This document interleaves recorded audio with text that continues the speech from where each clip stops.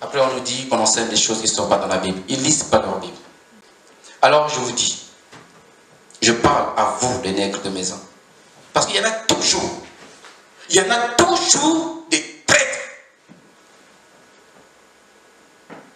Il y en a toujours des traîtres. Je vais vous dire une chose. Je veux parler à vous, surtout les serviteurs.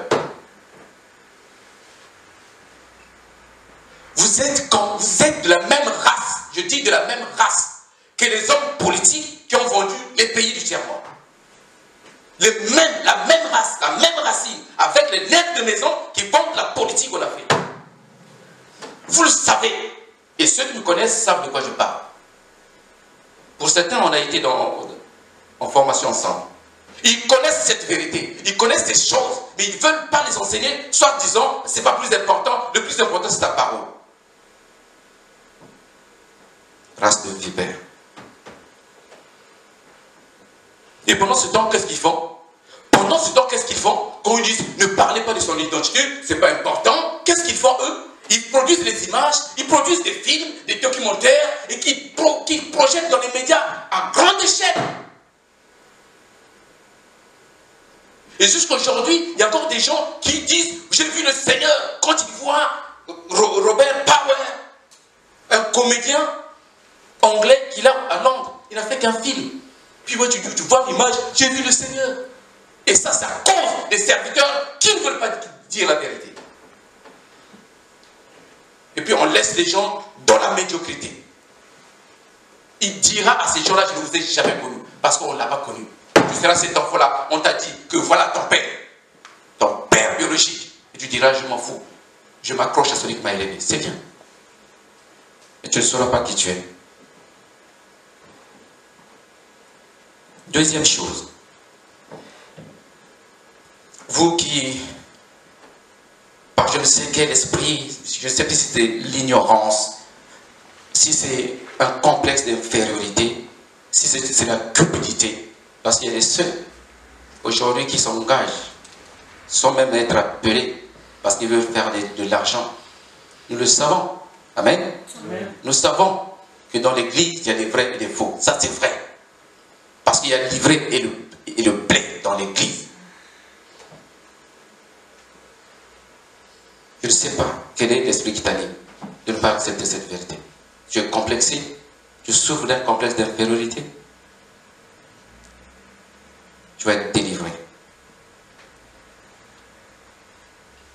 Et en même temps, qu'est-ce que vous faites? Vous encouragez et vous participez à l'œuvre de l'usurpateur, imposteur et maître raciste.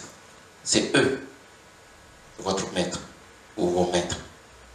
Vous qui cherchez toujours les preuves, même quand on vous les donne. Et vous cherchez aussi les preuves bibliques, même quand on vous les donne. Ok, je vais encore endurcir ton cœur ce soir. Je dis, tu es fils, fille des ténèbres. Tu veux des preuves? Tu veux des preuves? En veux-tu? En voilà. Je vais te donner des preuves. Viens avec moi dans Deutéronome 14. Parce que juste là, tu endurcis ton cœur. Avant, je vais te dire quelque chose. Ta foi ne va pas changer. Au contraire, elle va être boostée. Quand on s'approche de la vérité, quelqu'un qui est de la lumière se réjouit. Amen. Sois béni, ma fille. Quelqu'un qui est dans la lumière se réjouit devant la vérité. Et l'esprit est en colère, toi qui endurcis ton cœur. Il pense qu'on ne doit pas en parler. Faisait un nègre, une négresse de maison, qui, comme dans le temps, vendait des esclaves à cause du pain. Ils vendaient leurs frères à cause du sel.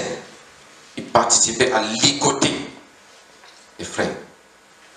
Je pèse mes mots. Et je vous parle à vous qui venez dans les coins, qui venez écouter, si chez les voisins, de gauche ou de droite. Je vous parle à vous. Nous sommes de la vérité et je ne me tairai pas. C'est quoi ce peuple courant?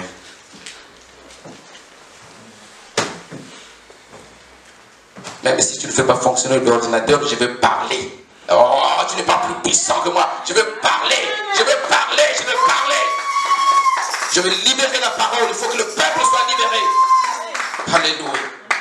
Deutéronome 14. Je vais te donner des preuves. Puisque tu ne sais pas faire de recherche, je fais pour toi. T'en veux des preuves, je t'en donnerai.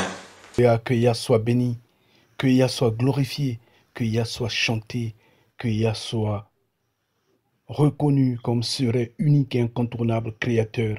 Oui, soyez bénis, chers frères et sœurs, toutes les fois que la volonté de notre Père soit sanctifiée, toutes les fois que Yah soit glorifié. Très chers frères et sœurs, très chers bénis de Yah, vous aviez écouté ce frère-là, et nous disons qu'il soit les bienvenus, lui et l'assemblée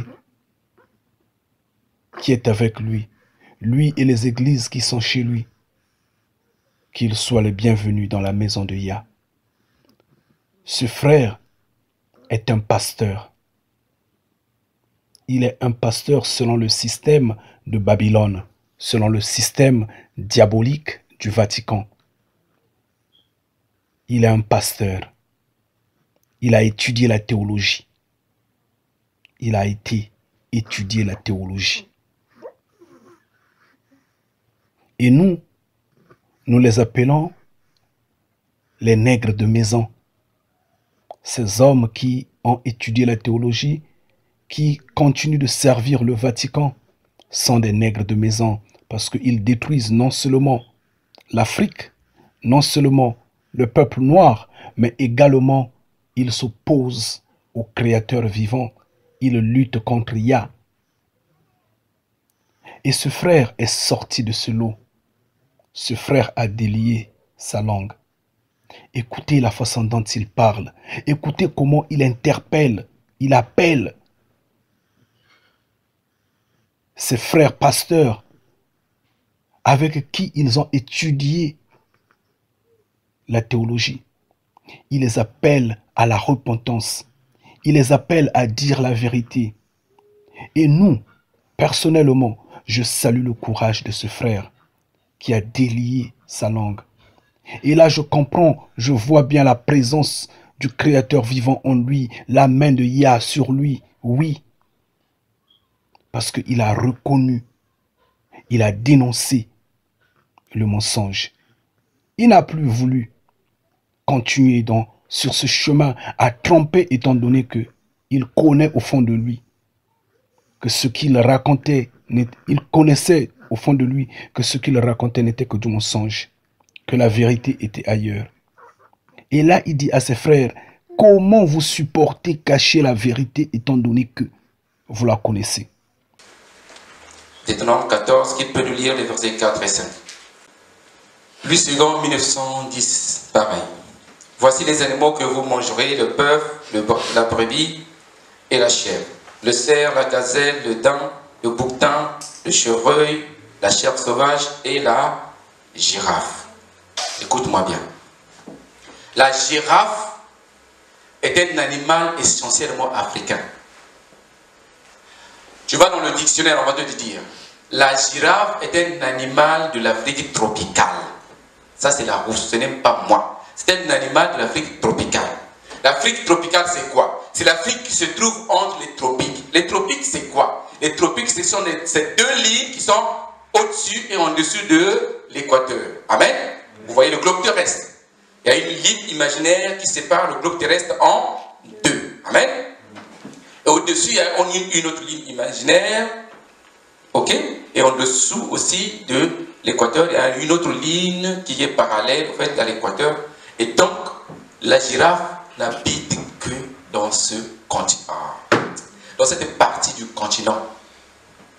La girafe, on la trouve nulle part qu'en Afrique.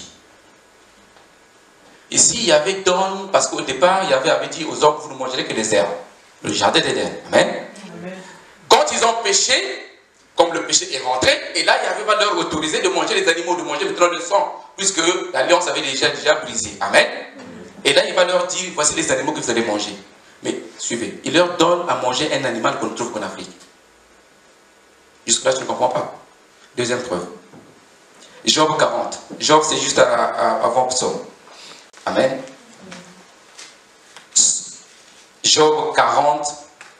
Je vais être un Je vais prendre quelques minutes, posez-moi s'il vous plaît. 5 minutes de plus, ok?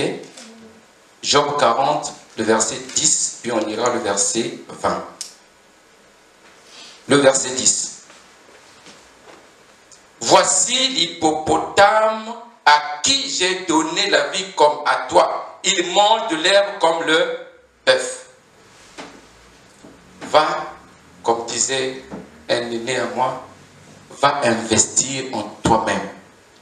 L'hippopotame, c'est un animal comme la girafe, qu'on ne trouve nulle part ailleurs, sauf en Afrique. Il y eut un moment, vers les années 1910, et précisément en 1910, il y a eu 2 hommes aux États-Unis. Quand il y a eu une première crise aux États-Unis, il n'y avait plus assez à manger. Il y a 2 Américains, sous la responsabilité de Roosevelt, je pense à l'époque, c'est Roosevelt qui était le président des États-Unis. Ces 2 personnes-là qui vont proposer au président d'aller prendre des hippopotames en Afrique, parce que vous voyez, l'hippopotame a une chair énorme. C'est beaucoup de viande. Donc ils vont proposer au président d'aller prendre les hippopotames pour nourrir la population, parce que la famine commençait à rentrer. C'est l'histoire. C'est pour cela qu'on a retrouvé les hippopotames aux États-Unis. Sinon, il n'y en avait pas. Et c'est en 1910 qu'ils ont importé les hippopotames aux États-Unis. L'hippopotame, c'est un animal typiquement africain qui n'habite que sous le Sahara. C'est-à-dire, en Libye, il n'y a pas d'hippopotame. On dit que comme c'est l'hippopotame, il vit dans les fleuves. Il y a des hippopotames qui ont remonté le Nil jusqu'en Égypte, jusqu'en Soudan. Enfin, ils ont remonté le Nil jusqu'en embouchure. Le problème, c'est que l'hippopotame ne supporte pas la chaleur. Donc, il ne peut pas survivre au désert, même s'il y a le fleuve qui passe. Même si, d'ailleurs, ils ont remonté le Nil, ils pouvaient aller dans la mer. Parce que l'hippopotame ne vit pas dans les eaux salées. Amen. L'hippopotame aussi, c'est un animal typiquement africain. Alléluia. 40, verset 20. Le verset 20. Prendras-tu le crocodile à l'hameçon? Saisiras-tu sa langue avec ta corde? Les crocodiles, on ne les trouve qu'en Afrique ou en Amérique du Sud. Si vous les voyez ailleurs, ils ont été importés. Ils ont été transportés. Est-ce que tu peux pêcher le crocodile? Ça, c'est Yahvé qui est en train de parler à Job. Et quand on arrive, quand on revient au chapitre 30, venez, rapidement. Au chapitre 30, les versets 28 et 30, on est là dans Job.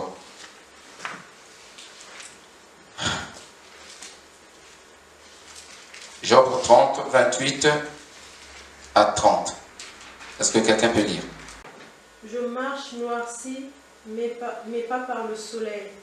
Si je me lève en pleine assemblée, c'est pour appeler au secours. Je suis devenu le fièvre des chacals. Le frère des chacals, le compagnon des autruches. Ma peau devient noire et pâle. Mes os sont brûlants de fièvre. Amen. Amen. Bien. Dans la version Semeur, vous allez lire que je marche noirci, non pas par le soleil. Alléluia. Amen. Job, ici, dans ces 2 versets-là, ou dans ces 3 versets, qu'est-ce qui se passe? Job dit, je marche, noirci, mais non par le soleil. C'est-à-dire, ma peau est noire, mais ce n'est pas parce que je suis sous le soleil que je suis noir. C'est parce que je suis né noir. Et qu'est-ce qui se passe? Job est dans la disette. Job est dans la galère. Or, quand un Africain noir a faim, souffre de la famine, il maigrit, sa peau fait quoi? Sa peau colle aux os. C'est comme s'il n'avait plus de chair. Amen. Et la peau noircit de plus belle. Quand on a faim, on noircit de plus belle. Et quand un caucasien, un blanc, on va dire, pour plus de compréhension, quand il a faim, quelle que soit la famille, sa peau ne noircit pas. Au contraire, il blanchit de plus belle. Vrai ou faux? Vous n'avez jamais côtoyé? Ah non, il faut éviter les blancs ici.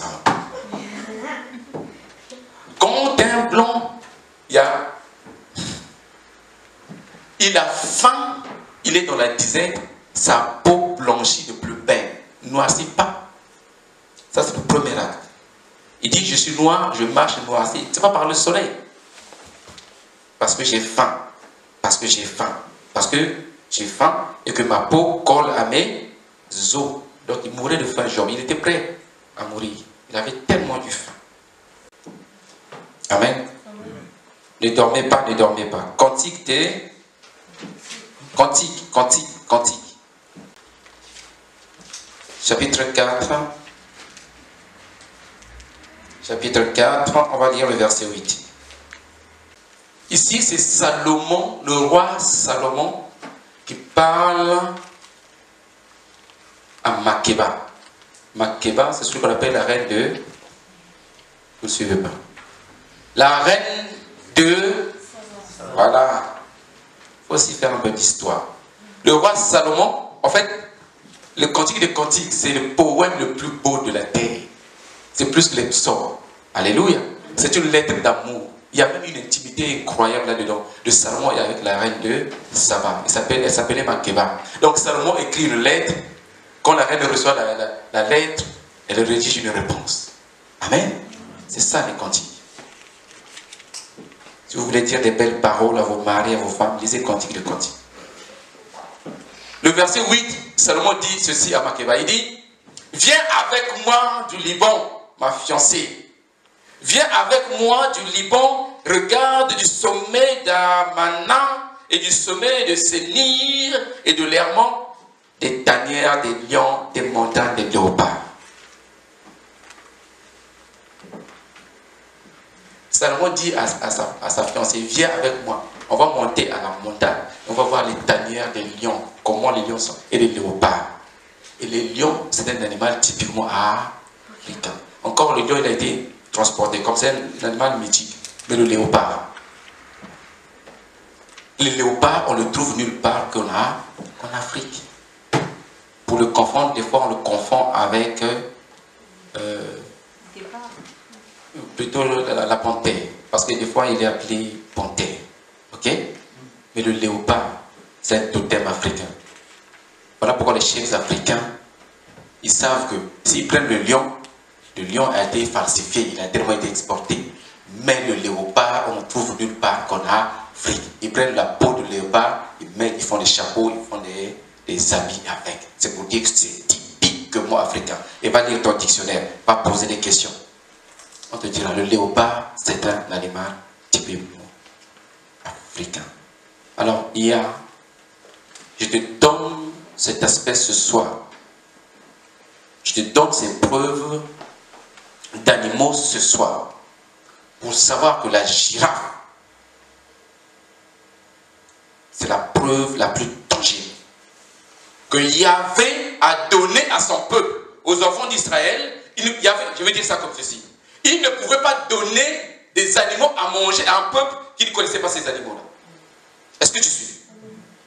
Il dit, vous allez manger la girafe, mais la girafe ne se trouve qu'en Afrique. C'est que ce peuple-là devait être en Afrique. Le crocodile, il y a un autre passage. L'autruche, qu'on ne trouve qu'en Afrique. L'hippopotame, la girafe et l'hippopotame, c'est les preuves les plus tangibles. Ça veut dire que ce peuple qui devait manger, qui côtoyait, Job, il était au milieu des chacals, au milieu des autruches. Alléluia. Et le peuple dans Deutéronome, ils étaient entourés de ces animaux-là. Donc si ce peuple n'était pas en Afrique, il était où?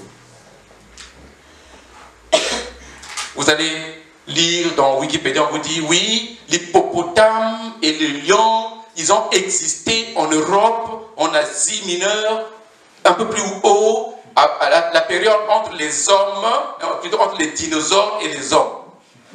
Le falsificateur, il est malin. Il dit non, mais aujourd'hui, si ces animaux sont en Afrique, c'est parce qu'ils se sont déplacés. Avant, ils étaient partout. Alors que le lion ne supporte pas le froid. Le lion ne vit pas dans les forêts, dans les savanes hautes. Que la girafe, on ne trouve. Par contre, pour la girafe, il n'a pas pu. Vous savez, le malin, qu'est-ce qui se passe? La dernière fois, je disais ceci. Si vous êtes un menteur, il faut savoir que tôt ou tard, on finit par vous démasquer. Parce que vous allez oublier un détail.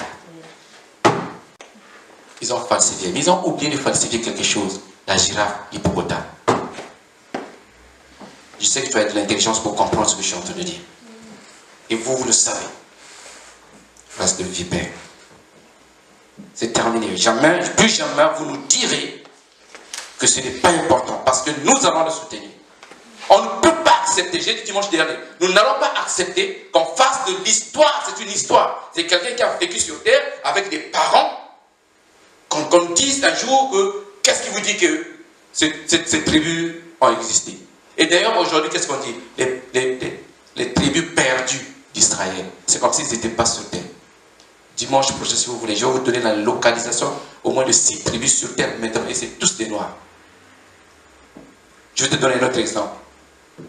Est-ce que tu sais que l'Israël d'aujourd'hui, qu'on dit le pays d'Israël, amen, qu'on a dit, cette terre, on a remis cette terre aux Israélites, aux enfants d'Abraham, amen. Vous savez en quelle année ça a été décidé? En 1948, juste après la guerre mondiale, ok?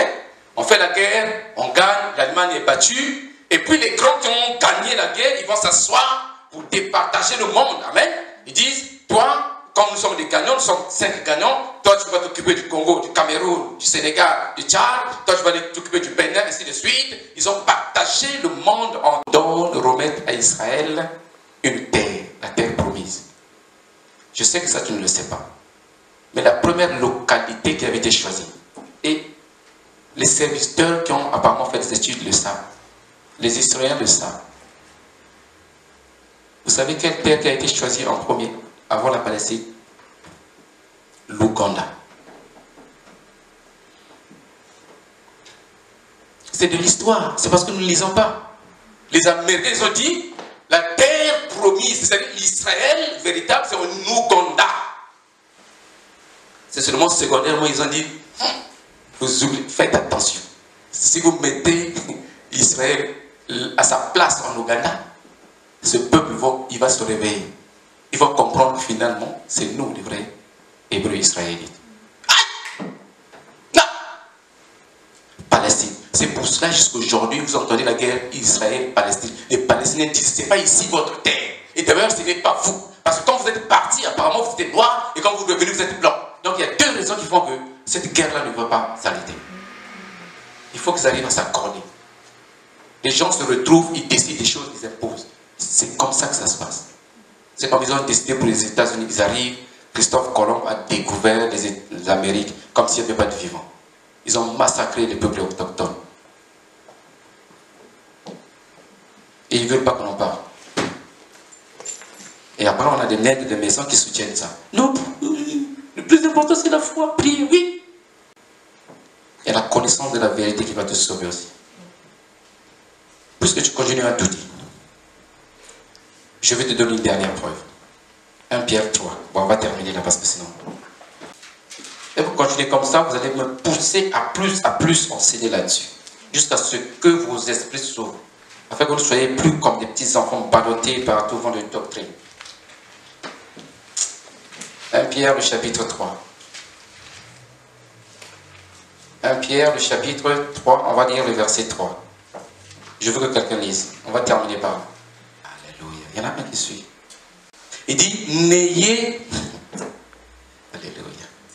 Ayez non cette parure extérieure. C'est-à-dire, soyez plus soignés de l'intérieur. Mais extérieurement, ne soyez pas... Ne prenez pas trop soin de quoi?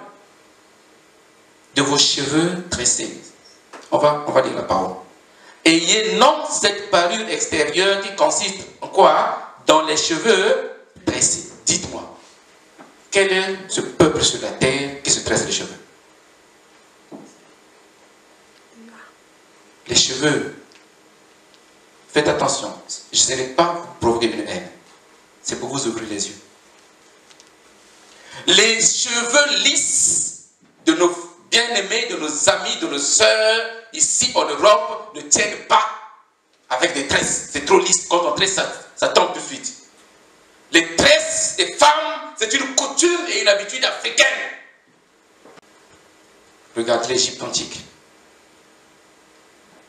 Comment Pierre pouvait dire aux femmes de l'église que ne prenez pas trop soin de votre corps, ne vous c'est comme si aujourd'hui je vous dirais, voilà vos mèches que vous mettez là. Voilà. Est-ce que vous comprenez? Mais qui met les mèches en France? Ce n'est pas les Africains qui veulent avoir des cheveux. Dites-moi, quand une Africaine veut imiter les cheveux d'une Européenne, elle fait quoi? Elle défrise les... Et quand une Européenne met des tresses, on dit quoi? Elle a mis des tresses africaines. Voilà, ça, même ça. Là, ça, tu ne comprends pas ça. Demain, viens à la maison, je vais te délivrer. Le peuple d'Israël, les Hébreux israélites étaient un peuple noir africain. Amen. Chers frères et sœurs, chers bénis de Yah, je vous recommande, je vous en prie, de visiter sa page. Non en regardant d'autres vidéos, parce qu'en fait, sa page YouTube a encore, sa chaîne YouTube a encore beaucoup de vidéos sur lesquelles il avait servi le système de Babylone sous la couronne du Vatican, donc en tant que pasteur. Mais moi, je vous interpelle, c'est une façon de lui dire, soyez les bienvenus au milieu de nous, soyez le bienvenu dans la vérité. Regardez cette vidéo-là. Avec le titre, en fait, la vidéo au titre que j'ai mis sur l'écran, sur cette vidéo, vous allez entendre comment il a parlé, comment il a évangélisé, et bien sûr qu'il y a encore beaucoup des imparfaits. Bien sûr que nous voudrions qu'il soit limpide comme Yah le voudrait, mais bien sûr que Yah l'a déjà touché, Yah a délié sa langue. Et nous lançons un appel à ces soi-disant pasteurs, ceux qui ont des chaînes de télévision, ceux qu'on regarde chaque soir, je ne sais à quel moment. Beaucoup de gens sont assis en les suivant, soi-disant que c'est eux qui apportent la vérité, étant donné qu'ils n'apprennent rien aux gens, sauf que les berner les ont menés tranquillement à la destruction.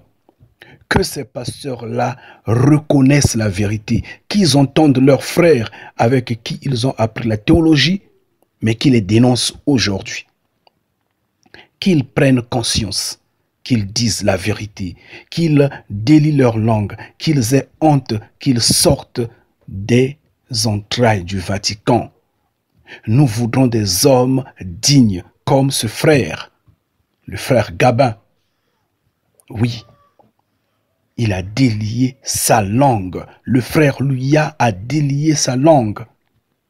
Et béni soit Yah, nous glorifions Yahweh parce que Yah l'a touché. Gloire soit rendue à notre Père Créateur. Alléluia. Gloire soit rendue à Yah. Oh oui. Il est l'unique et incontournable Créateur. Et nous disons, sois les bienvenus, frères. Et ce jour, quand je l'écoutais, j'ai tressailli, j'ai hurlé, j'ai crié, j'ai béni Yah. Ngeta. Je regardais une vidéo avec mes filles. On nous dit, il y a un prêtre, il y a un pasteur qui dit, le jardin d'Éden était en Afrique. Puis après, il pose la question à l'Assemblée. Bon, apparemment, donnez-moi un nom d'un Africain bien connu dans la Bible. Il y a une femme qui lève la main et dit, Adam. Il dit, non. Oui, mais comme le jardin d'Éden était en Afrique, donc on peut dire que Adam était un peu noir. Regardez le mensonge. La vidéo est là sur Internet. Il vient de démontrer que le jardin d'Éden, et c'est vrai. Si vous voulez, je vais vous démontrer ça. Les fleuves qui étaient dans le jardin d'Éden. Le jardin d'Éden, ce n'est pas le jardin des plantes, hein, le Saint-Sébastien. Il démontre que le jardin d'Éden est en Afrique. Et puis quand il pose lui-même la question, citez-moi un exemple d'un Africain. On lui dit Adam, il dit, oui, bon, comme il était dans le jardin d'Éden, donc il était un peu africain. Abraham, Moïse, en fait, et après il dit, ce n'est pas le nom que je cherche. Et puis il y a une fille qui va dire, je crois que c'était une dame qui va dire, Moïse, ouais, Moïse. Moïse, un Africain né en Afrique, un Moïse, un Africain. Voilà pourquoi je dis, Le monteur, quand il crie haut et fort, et tout le monde le sait, ça on ne discute pas. Moïse c'était un Africain noir, il était noir, pourquoi? Il montrait les Égyptiens, tout ça là, tout le monde, d'accord, ok. C'était des noirs, parce qu'ils avaient des tresses, ils étaient, voilà. Et les dessins étaient là, tout en commun, tout ça. Les preuves sont là. Moïse, on ne peut pas discuter. Mais regardez le piège du monteur.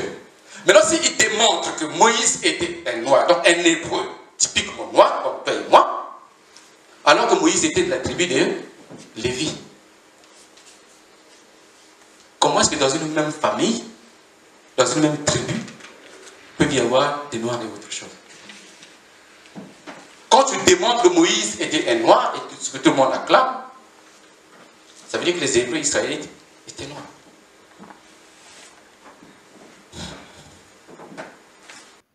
Alors, restez bénis toutes les fois que Yah soit glorifié. La joie est totale, chers frères et sœurs. La joie est totale. Que Yah soit glorifié. Ngeta.